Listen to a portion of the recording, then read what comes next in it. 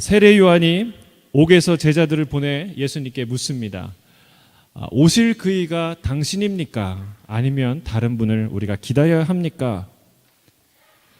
여러분, 다른 사람도 아니고 어떻게 세례 요한이 이런 질문을 할 수 있을까요? 하늘이 열리는 것을 보고 성령의 비둘기같이 임하는 것을 보았다고 말했고, 또 본인 스스로가 보라, 세상 죄를 지고 가는 어린 양이로다 라고 선언했던 그 예수님을 향해서 어떻게 세례 요한이 이런 질문을 할 수 있었을까요? 여러분, 우리가 기억해야 될 것은요, 믿음의 반대는 의심이 아니라는 거죠. 믿음의 반대말은 무엇입니까? 불신이죠.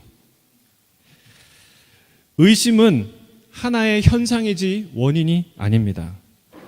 믿기 위해 의심하는 사람도 있고, 또는 믿지 않기 때문에, 그리고 믿지 않기 위해서 의심하는 사람도 있다는 사실이에요.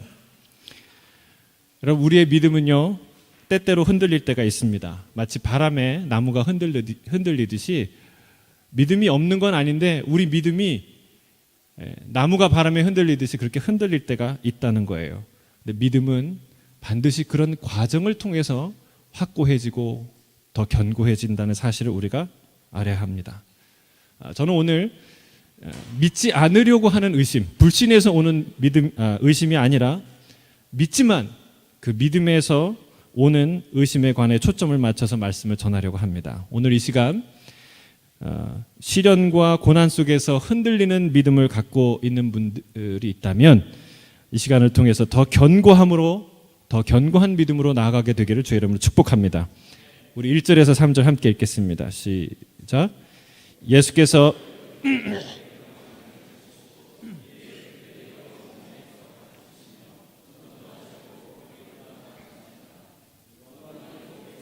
그리스도에게 하신 일을 듣고 제자들을 보내어 예수께 여짜오되 오실 그이가 당신이오니까 우리가 다른 일을 기다리오리이까.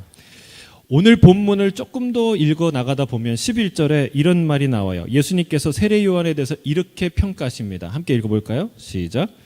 내가 진실로 너에게 말하노니 여자가 낳은 자 중에 세례 요한보다 큰 이가 일어남이 없도다. 세례 요한을 일컬어서 뭐라고 말씀하십니까? 여자가 낳은 자 중에 가장 큰 사람이다. 이 사람보다 더 큰 사람이 없다라고 얘기해요. 얼마나 대단합니까? 여러분이 아는 선지자 중에 죽어서가 아니라 살아서 불병거를 타고 하늘로 올라간 선지자를 아시지 않습니까? 누구예요?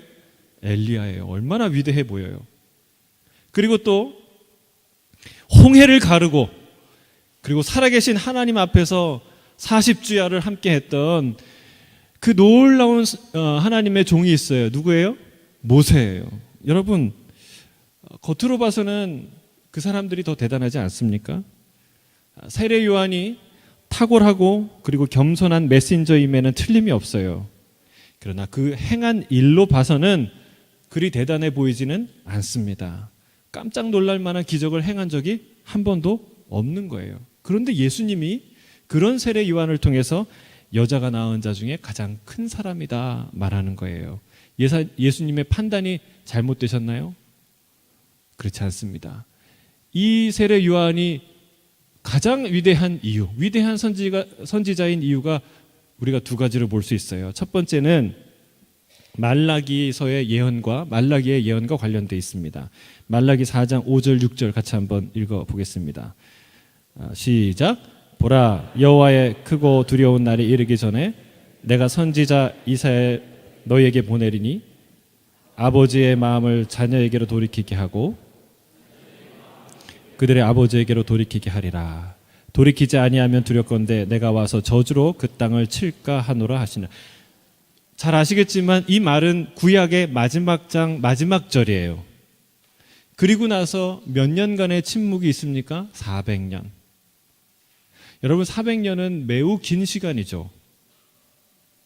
가장 고통스러운 기근은 어떤 기근일까요? 물이 없어서 먹을 양식이 없어서 당하는 기근이 아니라 영적 기근이에요. 무엇이 옳은지, 하나님이 뭐라고 말씀하시는지, 하나님과 이 접속이 끊어진 상태에서 400년간을 보냈다는 거예요. 여러분, 종교는 있었으나 거룩함이 없었고, 계시는 있었으나 제사는 있었으나 참된 예배가 없었고, 율법은 있었으나 하늘의 음성이 들리지 않는 시대를 살았다는 것이죠. 그 오랜 침묵을 깨뜨리고 그 구약의 마지막과 신약의 처음 예수님의 탄생을 연결한 사람이 누구냐? 바로 세례 요한이었다는 거예요. 이 말라기가 예언한 하나님께서 보내시겠다고 하는 이 엘리야가 바로 세례 요한이었다는 거예요. 그의 역할은 무엇입니까?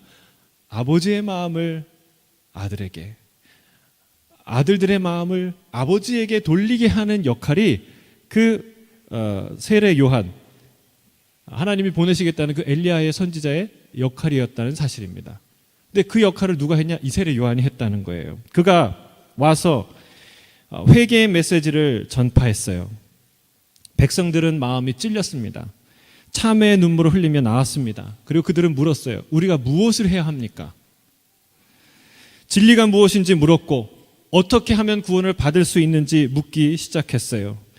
날카로운 회개의 메시지를 통해서 하나님의 자녀들, 곧 이스라엘의 백성들이 그들의 마음이 하나님을 향하게 된 거예요. 여러분, 이 각성이야말로 얼마나 대단하고 위대한 것인지 모릅니다. 그런 점에서 이 세례 요한은 위대한 선지자예요. 이 세례 요한이 위대한 두 번째 이유가 있습니다. 그것은 다른 사람이 아니라 예수님을 소개했다는 거예요. 이게 세례 요한이 위대해지는 결정적인 역할을 합니다. 이유입니다.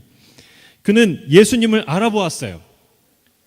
여러분, 이 알아본다는 거는요, 대단한 실력이에요. 여러분, 감별사들, 전문가들이 대접받고 인정받는 이유가 뭐예요? 알아본다는 거예요. 여러분, 수많은 선지자들이 그러니까 메시아가 그리스도가 온다고 다 선언했어요. 다 위대한 선언이고 위대한 하나님의 메신저들이죠. 그러나 그들은 예수님을 보지 못했어요. 당대에도 수많은 학자들과 서기관들과 그리고 하나님의 사람들, 그리고 모든 백성들이, 하나님을 사랑하는 백성들이 있었는데, 그들이 예수님을 보고 있었는데도 알아보지 못했어요. 누가 알아봤나요? 세례 요한. 예수님을 하나님의 어린 양으로 선포했습니다. 보라, 세상 죄를 지고 가는 어린 양이로다 라고 선언했습니다. 여러분, 이 땅에 오신 하나님의 아들, 구원자 예수 그리스도를 처음으로 소개한 사람이 바로 세례 요한이라는 사실이에요. 그는 만왕의 왕, 모든 이름 중에 뛰어난 예수님의 길을 예비한 선지자요, 그분을 세상에 소개한 자요, 그분에게 세례를 베푼 사람이었다는 사실이에요. 선지자들이 예언한 그 역사의 가장 클라이맥스, 구원자가 오시는 그 순간이 바로 예수님이 등장하는 순간인데, 그 예수님의 등장하는 클라이맥스의 휘장을 누가 열어젖혔냐, 누가 팡파레를 울렸냐, 누가 아나운스를 했냐, 그게 바로 세례 요한이라는 사실이에요. 여러분, 누구 때문에 세례 요한이 유명해졌어요? 예수님 때문에. 여러분, 왕 가장 옆에 있는 사람이 그 나라에서 왕 다음으로 존귀한 사람이에요. 요셉이 그런 얘기를 들었죠. 예? 나 외에는 이 애굽 땅에서 높은 자가 없다. 여러분, 바로 그 자리에 있었던 것이 세례 요한이라는 거예요. 이 말은 거꾸로 하면 무슨 뜻입니까? 세례 요한이 예수님 때문에 존귀하게 됐다는 건 예수님이 그만큼 존귀하고 놀라운 분이라는 사실을 말하고 있는 거예요. 여러분, 교회가, 그리고 성도가 아무리 초라해 보여도, 아무리 작아 보여도 세상에서 중요한 이유가 있어요. 그거는 우리의 학벌이나 외모나 능력 때문이 아니라는 사실이죠. 우리가 세상에서 존귀한 이유는 무엇입니까? 중요한 존재가 되는 이유는 무엇입니까? 우리 안에 있는 비밀 때문에 그래요. 우리가 비밀 맡은 자예요. 어떤 비밀입니까? 역사상 가장 중요한 구원의 비밀, 예수 그리스도에 관한 이야기. 여러분, 이거를 우리 안에 있기 때문에 세상에서 존귀한 자예요. 할렐루야. 별로 동의를 안 하시는 것 같은데 여러분, 깜짝 놀라실 거예요. 여러분 안에 있는 비밀이 얼마나 놀란지. 대단한 사람이에요. 옆에 있는 분, 당신은 대단한 사람입니다. 예? 근데 사도 바울이 얘기하잖아요. 자랑스럽게 우리를 하나님의 비밀 맡은 자로 여길지어다. 여러분, 우리 안에 있는 예수님의 이야기, 그 메시지가 우리의 가치를 존귀하게 만든다는 사실이에요. 우리는 그분을 영접한 자들이고 그분 안에 거하는 자들이고 그분을 알고 그분을 세상에 전할 자들인 줄 믿습니다. 이건 놀라운 영광이죠. 세례 요한이 왜 가장 대단한 선지자였냐? 그 메시아.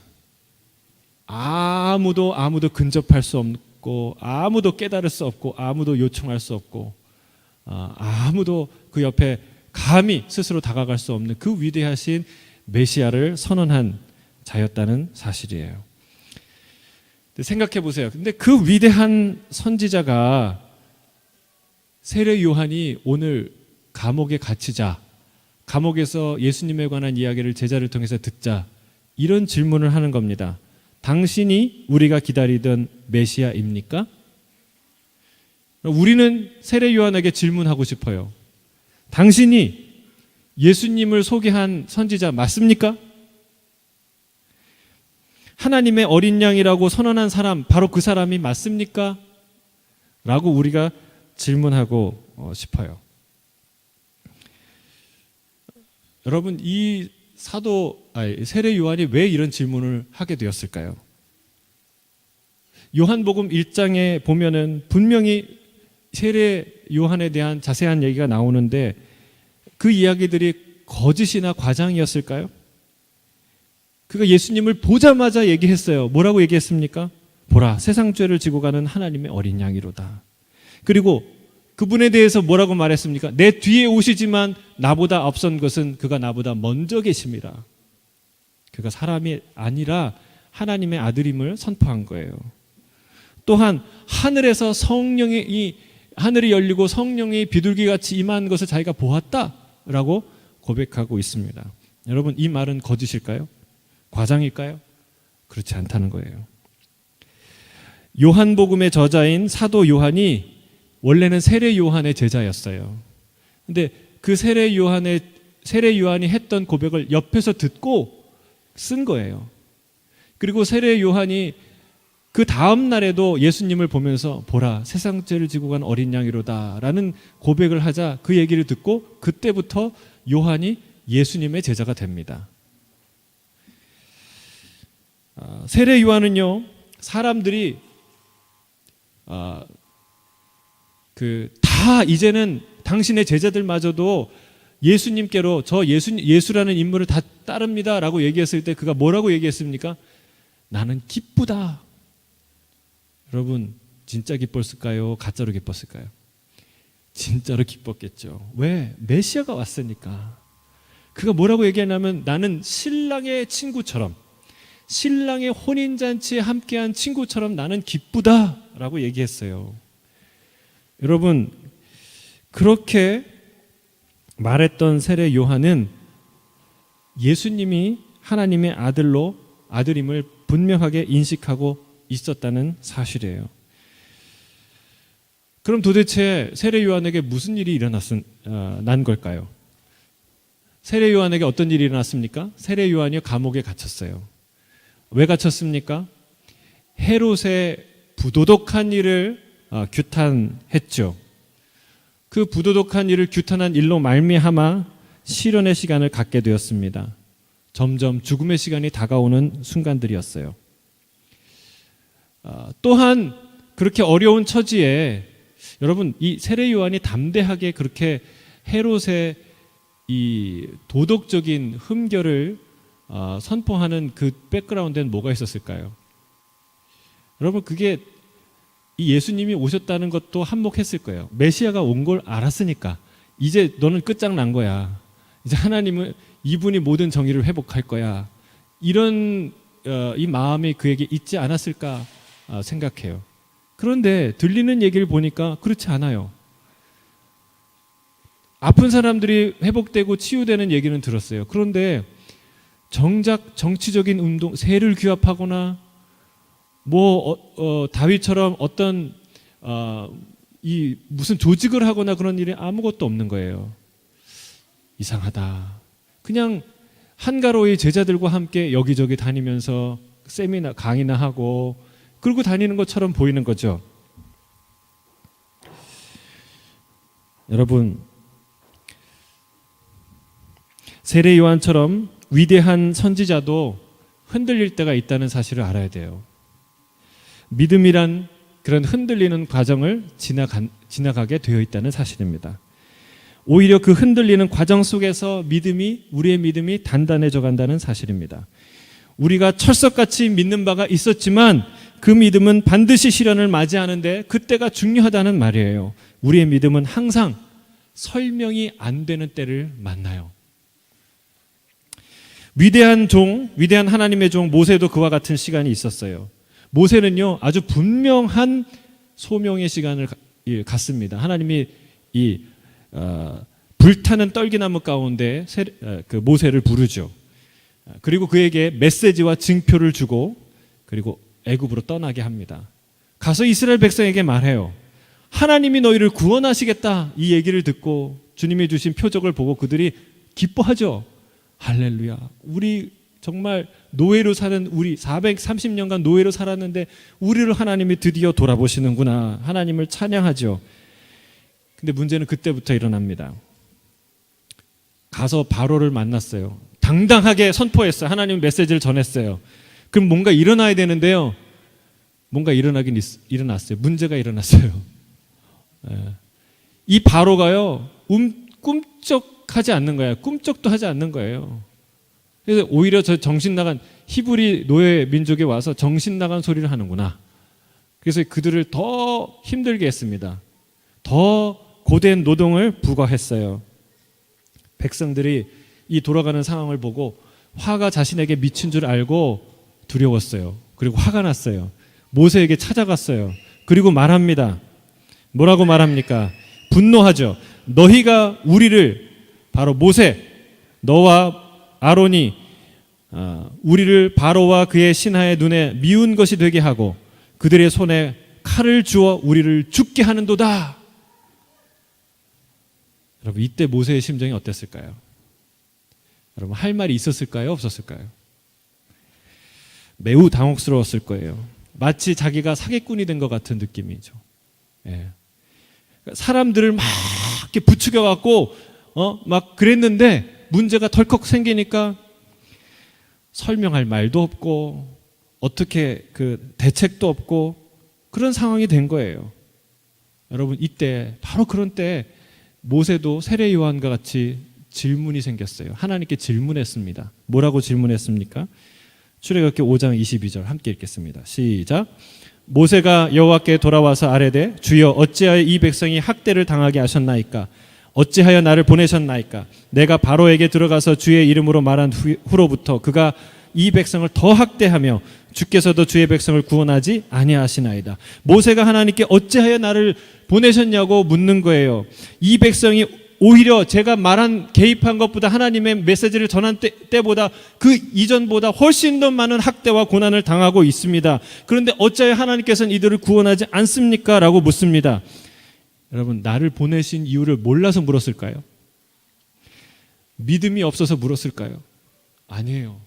몰라서 묻는 것도 아니고 믿음이 없어서 묻는 질문이 아니에요. 믿음이 있기 때문에 하는 질문이었고 더 확고한 믿음을 달라고 하는 질문이었다는 사실이에요. 사랑하는 성도 여러분, 믿는 자에게 이런 질문이 생길 때가 있어요. 의심이 생길 때가 있어요. 주님의 말씀을 따라온 것인데도 불구하고 질문이 생겨요. 이 길이 맞습니까? 아니, 하나님의 약속 그것 자체가 맞는 것입니까? 라는 질문이 생기는 것이죠. 근데 질문이 없는 사람도 있어요. 근데 질문이 없는 사람이 훌륭해 보이는 것 같아요, 겉으로는. 그런데요, 사도 바울이 뭐라고 얘기하는 줄 아십니까? 저 위대한 사도 바울도 이렇게 고백합니다. 항상 내가 남에게 복음을 전파한 후에 자신이 도리어 버림을 받을까 두려워한다 라고 고백해요. 내가 이렇게 열심히 사역하고 내가 어리석은 자가 되어서 버림받으면 어떡하지? 이런 생각했다는 거예요. 또 서 있다고 생각하는 자는 넘어질까 조심하라. 야, 내가 여러분 사도 바울처럼 확고하게 서 있는 사람이 어디 있어요? 내가 서 있다고 자만해서 바로 다음 순간 넘어지면 어떡하지? 이런 생각 했다는 거예요. 여러분, 진정한 믿음의 사람은 항상 질문합니다.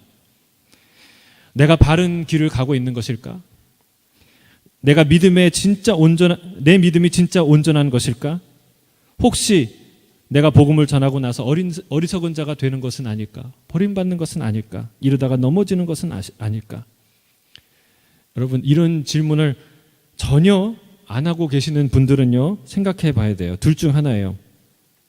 사도 바울이나 세례 요한이나 모세보다 더 강한 믿음을 갖고 계시는 분이든지 아니면 그 믿음이 가짜이든지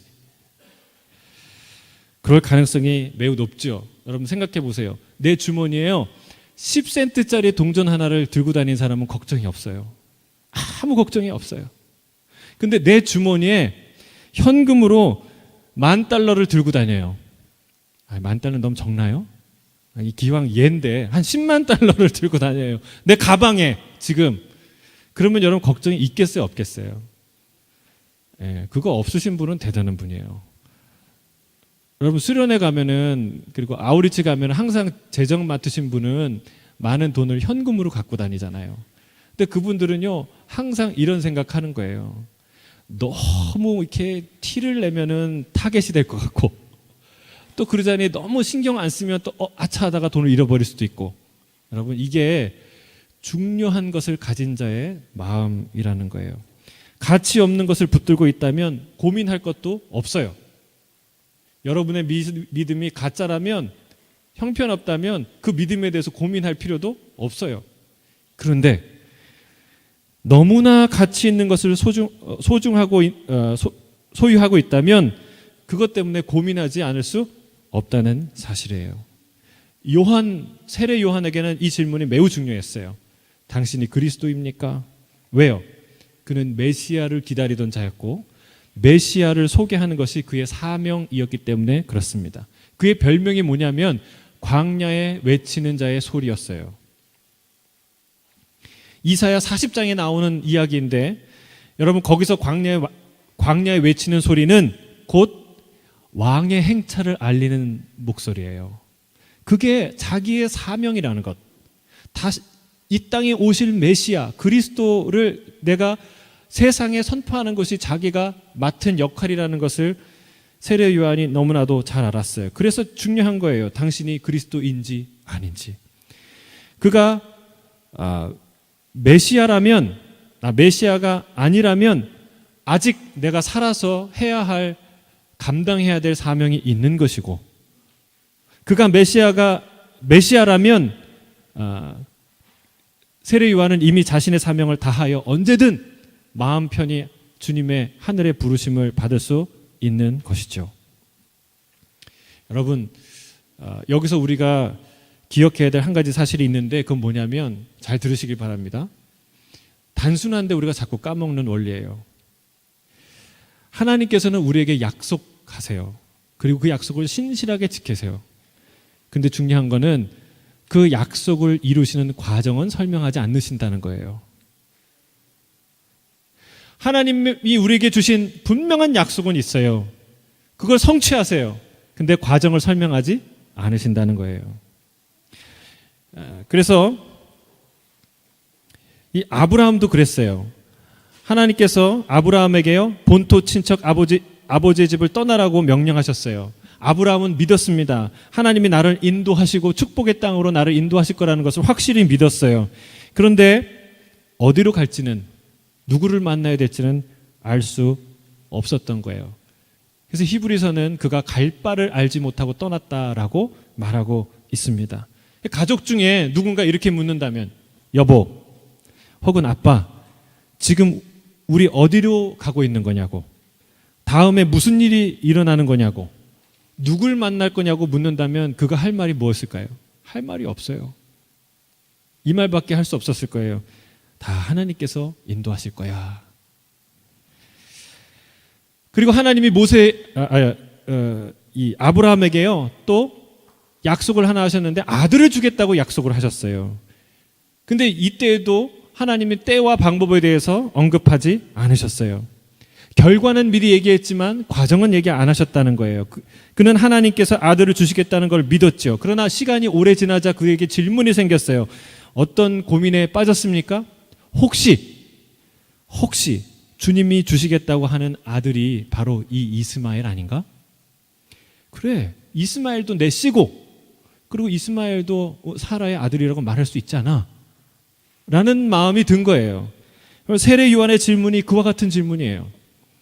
예수님께서 하시는 일을 가만히 들어보니까 우리가 기다렸던 다윗 왕 혹은 모든 불의를 종식하고 정의를 세우실 우리의 구원자 메시아와 같지는 않다는 느낌이 든 거예요. 더욱이 자신은 저 불의한 헤롯을 향해서 당당히 맞서고 싸우고 있고 이렇게 고통당하고 있는데 메시아란 분은 한가로이 제자들과 어울려 다니고 있지 않은가? 혹시 내가 모르는 또 다른 하나님의 계획, 또 다른 하나님의 메시아가 있는 건 아닌가? 라는 의문이 들었던 거죠. 그럼 믿음은 이와 같습니다. 믿음은 답은 알아요. 그런데 과정은 잘 몰라요. 그게 믿음이에요. 따라하겠습니다. 답은 압니다. 근데 과정은 몰라요. 그게 믿음이라는 거예요. 주님께서 복을 주십니다. 믿으십니까? 아멘이십니까? 그런데 그 과정은 잘 몰라요. 복을 주신다고 했는데 고난부터 시작이 돼요. 왜 그런지는 잘 몰라요. 근데 한참 뒤에 나중에 아주 시간이 지나서야 깨닫습니다. 아, 내 주머니와 내 손을 다 비우고 나서야 하나님이 복을 주실 수 있었구나. 하나님이 그 작정하신 복을 주실 수 있었구나라는 걸 깨닫는 것이죠. 그러나 그 복이 실현되는 과정 가운데는 항상 베일이 가려져 있다는 거예요. 그 시간이 지나면서 우리는 질문하는 거죠. 하나님께서 나에게 복을 주시는 것이 맞을까? 나를 사랑하시는 것이 맞을까? 여러분, 맞을까요? 틀릴까요? 그 과정 가운데 하나님이 약속을 하시고 그 약속을 답을 주시는 그 과정 가운데 하는 우리 질문이에요. 과연 하나님이 나에게 복을 주실까? 하나님이 나를 사랑하실까? 주님이 나와 함께 하실까? 여러분, 함께 하실까요? 안 하실까요? 하시는 거예요. 형통하게 하겠다고 하신 말씀이 맞는 거예요. 그 과정과 디테일은 우리가 모릅니다. 그걸 다 알려고 하는 것이 인간의 오만이요 착각인 것이죠. 주님은 그것을 가리셨어요. 왜 그렇습니까? 하나님을 경외하라고. 하나님을 경외하라고. 주님을 끝까지 의지하라고 주님이 그 과정을 가리신 거예요. 전도서 3장 11절 14절에 이렇게 말하고 있습니다. 함께 읽겠습니다. 시작. 그러나 하나님이 하시는 일의 시종을 사람으로 측량하게 할 수 없게 하셨도다. 하나님이 이같이 행하심은 사람들이 그의 앞에서 경외하게 하려 하심인 줄 내가 알았도다. 여러분, 하나님이 하시는 일의 시종을 알 수 있게 하셨어요? 없게 하셨어요? 없게 하셨다는 거예요. 근데 우리는 끝까지 그걸 알려고 해요. 우리가 그거 알고 싶어 죽으려고 해요. 여러분 그 마음, 그 욕망을 우리가 컨트롤하지 않으면 우리는 우상숭배에 빠지게 된다는 거예요. 때와 장소는 항상 아버지께 있어요. 마치 회사에서 모든 결제권은 누가 갖고 있습니까? 사장님이 갖고 있듯이. 여러분, 사원이요, 아무리 답답하고 아무리 초조하고 아무리 자기 사정이 있어도 사장의 결제를 기다려야 돼요. 자기 마음대로 결제하고 자기 마음대로 움직이면 돼야 한대요? 됩니까? 자기가 회사 차리면 돼요. 자영업하면 돼요. 회사에서는 그러면 안 돼요. 여러분, 인생의 결제권은 누가 갖고 계십니까? 하나님이에요. 인생의 결제권을 갖고 있다는 걸 우리가 언제 깨닫습니까? 때와 장소를 모를 때, 때와 방법을 모를 때. 여러분, 그때 우리가 겸손해지는 거예요. 아, 이거 내가 한 거 아니구나. 하나님께, 이 일이 하나님께 있구나라는 것을 알게 되는 거예요. 여러분, 이 때와 방법을 알면요, 우리의 교만이 하늘을 찌르게 되는 거 아세요? 그리고 결국은 하나님이 알려주셨는데 다 자기가 한 거라고 해요. 하나님이 없어요. 여러분, 하나님이 우리의 그 마음을 성품을 다 아시기 때문에 그걸 가려주신 거예요. 하나님을 경외하는 마음을 잊지 말라고, 교만해지지 말라고, 헛된 길을 걸어가지 말라고 주님이 그렇게 가려주셨다는 사실이에요. 그러나 우리 예수님은요, 세례 요한의 이 질문에 답을 하십니다. 어떤 답을 하셨습니까? 4절, 6절 같이 읽겠습니다. 시작. 예수께서 대답하여 이르시되 너희가 가서 듣고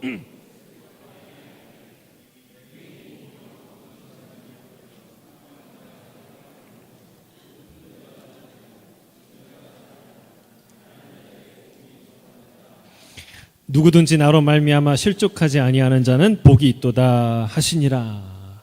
할렐루야. 여러분, 이 말이 어디의 말입니까? 이사야의 예언이에요. 이사야 61장에 나오는 예언이에요. 이거는 무슨 뜻이에요? 이사야의 예언이, 하나님의 말씀이 성취되었다라는 메시지예요. 누가의 기록에 의하면 주님이 공생애를 시작할 때 가장 먼저 꺼내 들었고 읽고 선포했던 말씀이 바로 이 본문입니다. 이사야 61장의 본문을 읽고 그리고 많은 사람들이 주목하고 있을 때 예수님이 뭐라고 얘기하신 줄 아세요? 이 말씀이 너희에게 응하였다. 이 말씀이 성취되었다라고 하는 거예요. 할렐루야. 그 위대한 메시아가 이 땅에 왔다. 너희가 지금 두 눈으로 보고 있다라는 얘기예요. 여러분, 그 메시지를 누구에게 지금 하고 있어요? 세례 요한에게 하고 있는 거예요. 흔들리는 세례 요한에게 확신을 주는 겁니다. 예언이 성취되고 있어. 내가 바로 그 메시아야. 끝까지 믿음을 잃지 말고 실족하지 말고 그 길을 가라고 응원의 메시지를 보내고 있는 거예요. 여러분, 중요한 것은 내 기대가 성취되는 게 아니라 주의 언약이 성취되는 거예요. 다시 한번 말씀드립니다. 중요한 것은 내 기대가 성취되는 것이 아니라 하나님의 언약, 하나님의 뜻, 하나님의 말씀이 성취되는 것인 줄로 믿습니다. 내 기대는 저 여우 같은 불의한 헤롯이 응징이 되고 무너뜨리고 그리고 억울하게 갇힌 나를 옥에서 풀어주고 정의를 회복하는 것이 내 기대예요. 내 기대는 질병이 지금 당장 떠나가고 하나님이 당장 지금 내 문제를 해결해 주고 고난이 내게서 당장 사라지는 것, 그래서 주님이 그래야 하나님이 함께 하시는 것 같아요. 그게 내 기대예요. 그러나 그건 내 기대일 뿐이라는 거예요. 여러분, 주님은 내 기대에 부응하겠다고 약속한 것이 아니라는 사실입니다. 주님은 우리를 구원하겠다고 약속하셨어요. 내게 복을 주시겠다고 약속하셨어요. 여러분, 하나님의 복과 내 복이 같다고 자꾸 오버랩하지 마세요. 하나님이 주겠다는 복이 무엇인지 생각해 보세요. 근데 그건 진짜 복이에요. 여러분, 내 기대가 나에게 복이라는 생각은 하지 마세요. 아이들은 늘 탄산음료를 마음껏 먹고 초콜릿을 마음껏 먹고 그리고 위험한 장난감을 자기가 마음대로 하는 게 그게 자기의 기대고 자기의 복이라고 생각해요. 그게 진짜 복입니까? 여러분, 하나님이 진짜 복을 알고 계세요. 진짜 하나님이 나에 대한 복을 주고 예비하고 계시다는 사실이에요. 여러분, 중요한 것은 내 기대가 성취되는 것이 아니라 하나님의 예언, 하나님의 뜻, 하나님의 말씀이 성취되는 것이라는 사실입니다. 주님은 너의 기대가 어떠하든 이사야의 예언, 하나님의 말씀은 성취되고 있다고 세례 요한에게 말씀하는 거예요. 주님은 누구든지 나로 말미암아 실족하지 않는 자는 복이 있다라고 말씀하십니다. 주께서 사랑하는 세례 요한에게 이렇게 말씀하는 거예요. 이것 때문에 실족하면 안 된다고 얘기하는 거예요. 이건 무슨 말입니까? 내가 지금은 이해할 수도 있고 이해 못할 수도 있어. 내가 지금 너는 공감할 수도 있고 공감 못할 수도 있어. 내가 지금 당장 너한테 달려가서 저 불의한 헤롯을 응징하고 너를 구하진 못할 수도 있어. 하지만 나는 아버지의 뜻을 이루는 길을 한 걸음 한 걸음 정확하게 가고 있어. 끝내 나는 아버지의 뜻을 이룰 거야. 그때까지 실망하지 말고 함께 따라오기를 바래. 때론 의심이 들 때도 있겠지. 하지만 나를 믿고 그 길을 포기하지 않고 함께 한다면 이것은 반드시 너에게도 기쁜 큰 구원의 소식이 될 거야. 너에게 복이 될 거야. 라고 말씀하신다는 사실이에요. 사랑하는 성도 여러분, 말씀을 정리합니다. 세례 요한처럼 우리에게도 의심이 들 때가 있어요. 우리는 의심의 이 직면에서 의심에 머무르거나 의심에 걸려 있으면 안 돼요. 의심을 붙잡지 말고 뭐를 붙잡아야 됩니까? 예수 그리스도. 예수님을 붙잡으시길 주의 이름으로 축복합니다. 인생의 디테일은 몰라도 돼요. 다 몰라도 돼요. 다음 단계를 모른다고 실망하지 마세요. 주님은 우리에게 때와 방법을 가르쳐 주시지는 않아도 확신을 주실 줄을 믿습니다. 여러분 가만히 들어보세요. 그리고 가만히 주위를 살펴보세요. 성령의 인도하심에 자기의 눈과 귀와 마음을 열고 한번 보세요. 여러분 사람들이 살아나는 소리가 들리지 않습니까? 지금 이 시대에도 듣지 못했던 자가 듣기 시작하고 말하지 못했던 자가 말하기 시작하고 앉아서 실망과 좌절과 절망 가운데 도저히 일어날 수 없는 자가 일어나서 뛰고 달려가기 시작하고 죽음과 같이 죽어있던 자가 살아나는 일들이 지금 일어나지 않습니까? 여러분 가난한 자들에게 복음이 전파되고 있지 않습니까? 하나님의 나라는 쉬지 않고 앞으로 전진하고 있는 줄로 믿습니다. 믿음이 흔들릴 때 어떻게 해야 돼요? 하나님께 주님께 질문해야 돼요. 예수님께 질문해야 돼요. 세례 요한처럼 모세처럼 기도하는 가운데 예배하는 가운데 성경을 읽는 가운데 질문해야 될 줄로 믿습니다. 그러면 주님께서 말씀하실 거예요. 내가 지금 비록 이해하지 못해도 그리고 공감하지 못해도 나는 지금 최선의 길을 가고 있어. 아버지의 뜻을 이루는 길, 이 땅에 참된 아버지의 나라를 세우는 일, 내가 그것을 하고 있어. 그건 분명히 너가 크게 기뻐할 일이 될 거야. 주님 말씀하신다는 거예요. 이 음성을 들어야 우리의 믿음이 흔들리는 믿음이 견고하게 되는 줄로 믿습니다. 다시 그 믿음의 길을 달려갈 수 있는 줄로 믿습니다. 주의 이름으로 축복합니다. 주의 도우심으로 의심에서 확신으로 흔들림에서 견고함으로 나아가는 믿음의 사람들이 다 되길 주의 이름으로 축복합니다. 아멘.